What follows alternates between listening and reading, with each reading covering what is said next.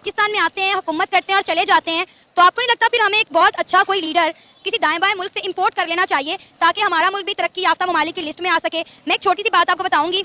Singapore के जो भी प्रेसिडेंट मुंतखब हुए हैं उनका ताल्लुक इंडियन ओरिजिन से है। यूके के जो प्रेसिडेंट है ऋषि सनक, वो भी इंडियन ओरिजिन से है।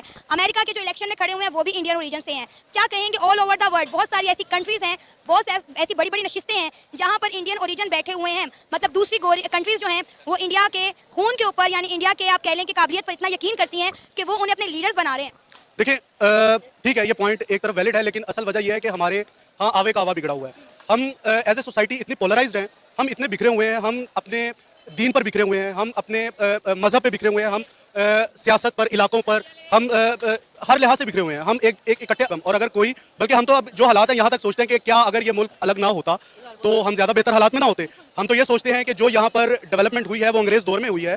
अगर अंग्रेज़ राज रहता तो ठीक है, मतलब उस दौर के एक अपनी मसाइल थे, लेकिन डेवलपमेंट और एक जो आज अंग्रेज़ ने अपने दौर में अपने मुल्कों में कर ली है, तो हम सोचते हैं कि शायद वो हमारे मुल्क में भी होती है अगर वहाँ पर यहाँ पर अंग्रेजों से निजात हासिल की ना, आज़ादी ली, और आज हमारी आवाम 70-70 लाख रुपया देकर दोबारा अंग्रेजों के पास जा रही है रहने के लिए। आप ये देखिए, होगा कि सिंगापुर के जो नए प्रेसिडेंट बने हैं वो एक इंडियन ओरिजिन से ताल्लुक रखते हैं। क्या कहेंगे, पहले यूके के प्रेसिडेंट ऋषि सनक, इसके अलावा यूएस के अगर हम देखें तो उनके इलेक्शन में भी एक इंडियन ओरिजिन खड़े हुए हैं। क्या कहेंगे, पूरी दुनिया पे all over the world Indian origin का ही गलबा छाया हुआ है। मतलब जितनी बड़ी ऑर्गेनाइजेशन है, Google, Microsoft, adobe, Nokia, Twitter, even के यूट्यूब, इन तमाम के सीईओज भी इंडियन है। हर जगह हमें इंडियन ही इंडियन क्यों दिखाई दे रहे हैं? बेसिकली क्योंकि इंडियंस जो है ना वो बहुत ज़्यादा बाहर जाके ना अपनी एजुकेशन हासिल करते हैं। इवन के ऑल ओवर दी आप वर्ल्ड देखोगे ना, यूनिवर्सिटीज़ में भी वहाँ पे मेजरली बहुत ज़्यादा टीचर्स जो है ना वो इंडियंस हैं। वहाँ पे स्टूडेंट्स जो है ना वो आईटी के सेक्टर में स्पेशली जो है ना वो 50% है, और फिर वो वहीं पे एजुकेशन हासिल करते हैं, वहीं पे सेटल हो जाते हैं, और इन फ्यू ईयर्स जो है ना वो जो है ना वो हाई पोस्ट पे जो है ना वो जॉब करते हैं। और आपको लगता है कि हमें भी एक इंडियन ओरिजिन प्रेसिडेंट इंपोर्ट कर लेना चाहिए? असल में हमें वैसे कुछ ना कुछ इंपोर्ट करना चाहिए, लेकिन मेरे ख्याल से कोई ऐसी चीज़ जो पाकिस्तान के लिए फ़ायदेमंद हो। प्रेसिडेंट अच्छी चीज़ तो कोई हो नहीं सकती, हमारे पास प्रेसिडेंट ही नहीं है। पाकिस्तान ऐसा मुल्क है जो बगैर किसी के प्रेसिडेंट के चल रहा है। हमारे ऊपर कोई भी नहीं बैठा, अवाम अल्लाह तवक्कल चली जा रही है। देखें, इससे बड़ी और क्या बात होगी कि बगैर प्रेसिडेंट के भी पाकिस्तान चल सकता है, और अल्हम्दुलिल्लाह अब मायूस नहीं होना चाहिए। लेकिन मैं एक बात, कुछ भी तो इंपोर्ट कर लेंगे, यहाँ कोई गंदम थोड़ी है। तो पता है पाकिस्तान में कई लोग ऐसे हैं, मैं डेली हजारों लोगों से बात करती हूँ जो कहते हैं कि हमें इंडिया के प्राइम मिनिस्टर नरेंद्र मोदी जैसे एक लीडर की जरूरत है जो हमारे मुल्क के टेड़ों को सीधा कर सके, हमारे मुल्क के हर सिस्टम को बेहतर कर सके और हमारी आवाम को राय रास्त पर ला सके। आप यकीन करें, आवाम इस हद तक सोचने पर मजबूर हो गई है।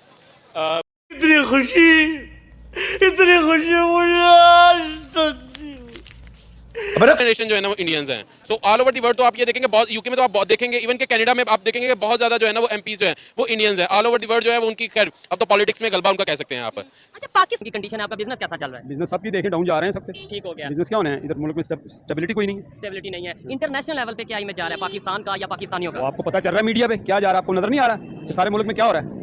लोग उठाए जा रहे हैं, लोग बिल नहीं जमा करवा सकते, गुर्बत ज्यादा है, महंगाई ज्यादा हो गई है। अच्छा, इसके ऊपर बात करें, इंडिया या इंडियन ओरिजिन जो है पूरी दुनिया में अपना नाम कर रहे हैं। अभी खबर आई है कि सिंगापुर के प्रेसिडेंट जो हैं वो इंडियन ओरिजिन बने हैं। कभी खबर आती है यूके के प्राइम मिनिस्टर इंडियन ओरिजिन, कभी, और फिर अभी रिसेंटली ये बात चल रही है कि यूएस के प्रेसिडेंटशिप के लिए भी बड़े जो स्ट्रॉन्ग कैंडिडेट हैं वो भी इंडियन ओरिजिन है। क्या कहना चाहेंगे इसके ऊपर? वो लोग कैसे डेवलपमेंट की तरफ चलेंगे? अरे भाई, हमारे मुल्क में तो प्रेसिडेंट है ही नहीं। प्रेसिडेंट तो होता, कोई इलेक्शन होता तो प्रेसिडेंट आता ना। प्रेसिडेंट किधर है? प्रेसिडेंट तो खा के भाग गया यहाँ से। ठीक हो गया, मुल्क को लूट के तो चले गए, अपने कर्जे माफ करवाए चले गए मुल्क से। ठीक है, क्वेश्चन सर ये है कि कोई भी कंपनी का सीईओ रखना हो या किसी भी कोई टॉप पोजीशन पे बंदा रखना हो, किसी कंट्री का अगर आपने सदर भी बनाना है, वजीर आजम बनाना है, मोस्ट फेवरेट जो डेस्टिनेशन सेलेक्ट की जाती है वो भारत है। आप उसका देख सकते हैं, गूगल का सीईओ भी जो है वो भारत ही से बिलोंग करता है। इवन के यूके का जो प्राइम मिनिस्टर ऋषि सनक है उसका भी ताल्लुक इंडियन ओरिजिन से है। आगे अमेरिका के इंतखाबात होने जा रहे हैं, उसमें भी जो सदारती इंतखाबात में फेवरेट जा रहा है वो भी इंडियन ओरिजिन से ताल्लुक रखता है। क्या वजह है कि भारत ही क्यों प्रेफर किया जाता है? बेसिकली इस वक्त तो 12 मुख्तलिफ कंपनियाँ जिनके सीईओज़ जो इंडियंस हैं, जो मेरे नॉलेज के मुताबिक, हो सकता है ज़्यादा ही हो, कम नहीं होंगे। तो हमारा और उनका कल्चर का है तो एक जैसा कल्चर, लेकिन वो मैं फिर बात करूँगा कि हम माशाल्लाह मुसलमान हैं, तो सिर्फ हम सोच के या नाम के मुसलमान हैं, सोच के भी नहीं है, हम सिर्फ नाम के मुसलमान हैं।